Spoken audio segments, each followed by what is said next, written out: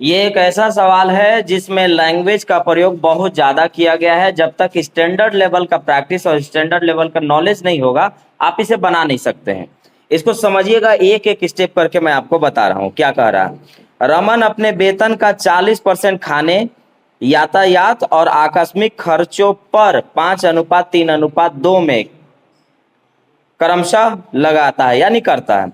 शेष वेतन का 15% बच्चों की शिक्षा पर करता है और शेष वेतन का आधा मासिक किराए पर खर्च करता है। अगर उसका मासिक खाने का बिल 1440 रुपया आकस्मिक खर्चों से ज्यादा हो तो घर के किराए पर किया गया सालाना खर्च क्या होगा, आपसे ये पूछ रहा है।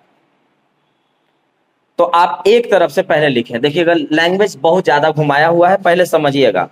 कहता है कि रमन जो है वो 40% हिस्सा खाना, यातायात और आकस्मिक खर्च पर कर रहा है। तो हम यहां पे लिख रहे हैं खाना, यातायात और आकस्मिक खर्च ये है, लेकिन ये पूरे कमाई का सिर्फ 40% है, इस बात को ध्यान रखिएगा। और ये है 5:3, 3:2 रेशियो में है। पहले इतना सॉल्व करिए आप। पहले ध्यान रखिएगा कि उसने कहा कि हमारे पास क्या हो रहा है कि मैं पूरे 100%, आपको मालूम है कि पूरा 100% होता है, 100% में 40% निकलेगा 3 जगह पर। खाना खाएंगे, यातायात ट्रैवलिंग पर खर्च करेंगे, और कोई अगर एकाएक अर्जेंट आ गया, किसी चीज का आकस्मिक खर्च आ गया तो उस पर करेंगे हम, और वो होगा 5:3:2 रेशियो में।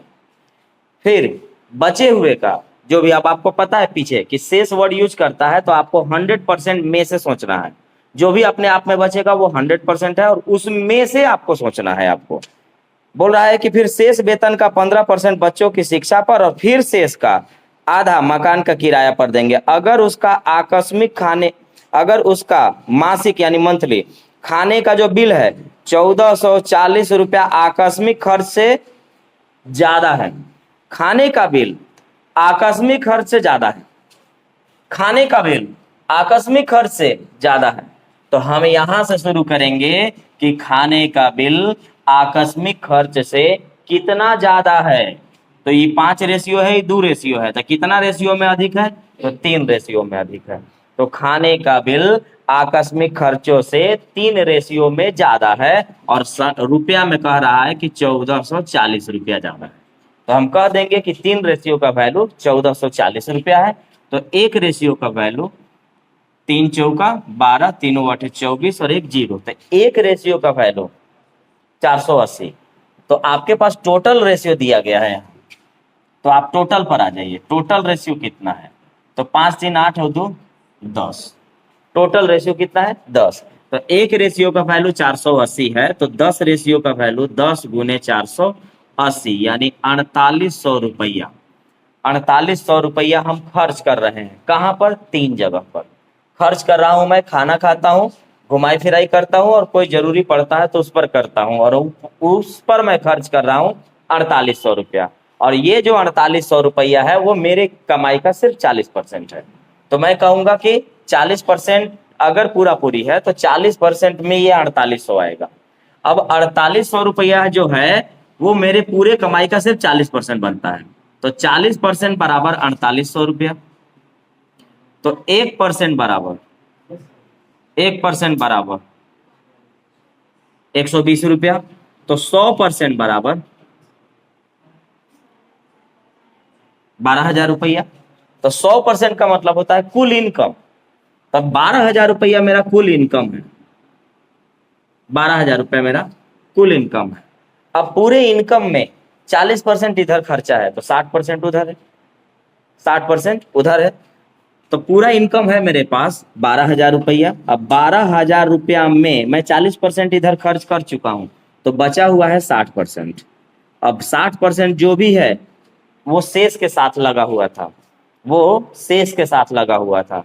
और अगर शेष के साथ लग गया तो वो अपने आप में 100% होता है। ये आप पीछे देख के आए हैं। और अगर आपको इसमें कंफ्यूजन हो रहा है तो अभी आप पीछे वाला रिवीजन करिए। हर किसी के लिए, ऑफलाइन ऑनलाइन दोनों के लिए बोल रहा हूँ। अगर ऐसे लेवल के क्वेश्चन नहीं समझ में आते तो पहले जो क्लियर नहीं होता है उसी को क्लियर करिए, उसके बाद इसमें आइए। नहीं तो ये भी गया वो भी गया, कोई मतलब नहीं निकलेगा। शेष का मतलब 100% होता है। अब देखिएगा 12,000 इनकम में 12,000 में 40% मैंने इधर खर्च कर लिया, अब बचा 60%। 60% जो भी है वो अपने आप में 100% कहलाएगा। क्यों? क्योंकि वर्ड यूज किया गया है शेष। जैसे 40% अपने मद पर इतना इतना इतना रेशियो में खर्च करता है, अब कहा जा रहा है कि जो बच गया शेष वेतन का 15% शिक्षा पर खर्चा करेगा। जो भी बचा हुआ है, जो भी बचा हुआ है उसमें 15% बच्चों की शिक्षा पर करेगा।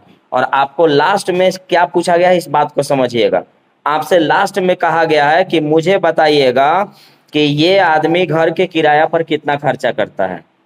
तो इसका मतलब है कि मुझे घर का किराया निकालना है, मुझे घर का किराया निकालना है। तो मैं कमाता हूँ 12,000, 12,000 में 40% इधर खर्च करता हूँ तो बचा है 60%, और जो भी बचा हुआ है अब वो अपने आप में 100% है। 100% में मैं 15% शिक्षा पे खर्चा करता हूँ, तो 15% अगर शिक्षा पे खर्चा हूँ तो 85% मैं उस जगह से बचा लेता हूँ।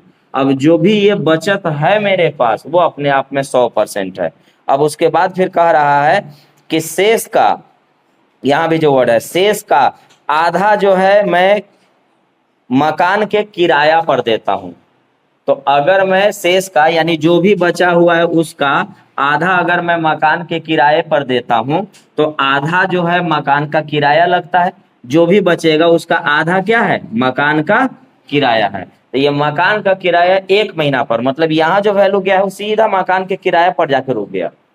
ये जो है वो सीधा सीधी मकान के किराए पर जाके रुक गया है। शेष वेतन का आधा मैं मकान के किराए पर देता हूं, और ये महीना की बात कर रहा है।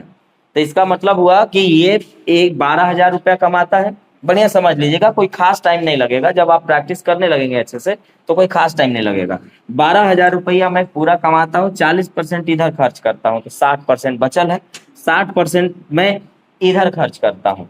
अब 60% जब मैं इधर खर्च करता हूँ जैसे शिक्षा वगैरह पर, मकान के किराए पर, तो उसमें जो ये किराया है ये मेरा खर्च है इस पार वाला, और इसमें मैं 15% शिक्षा पर करूंगा। तो 15% शिक्षा पर करूंगा तो 85% किसी और चीज पे करूंगा, और जो भी होगा इसका आधा मैं घर के किराए पर लगा दूंगा। और ये रहेगा 1 महीना में।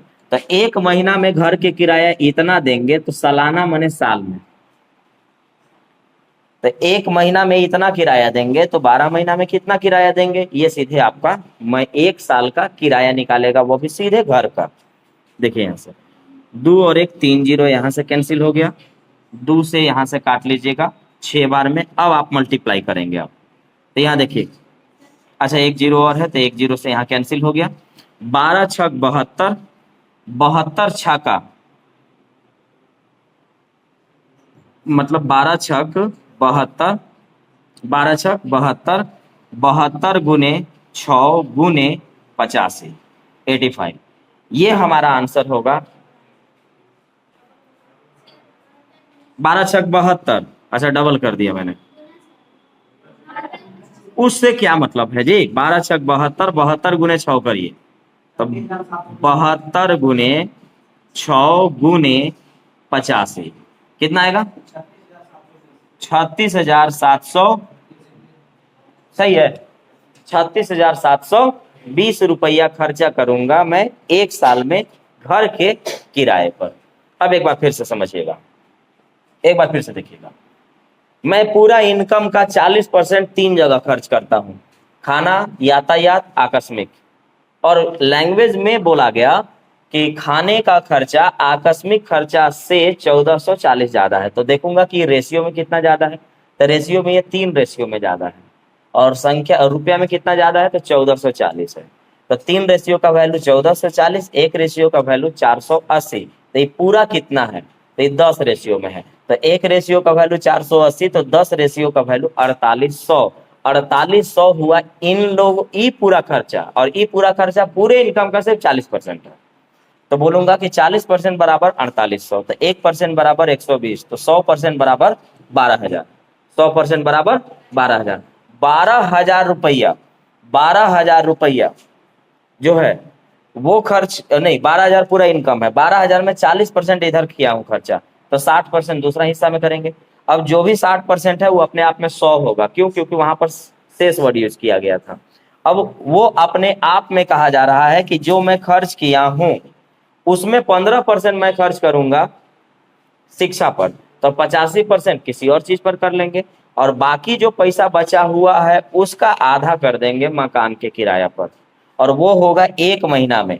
अब हमको चाहिए 1 साल में, तो ये 1 महीना में मकान का किराया, तो 12 महीना में कितना मकान का किराया? तो आ गया 36,720।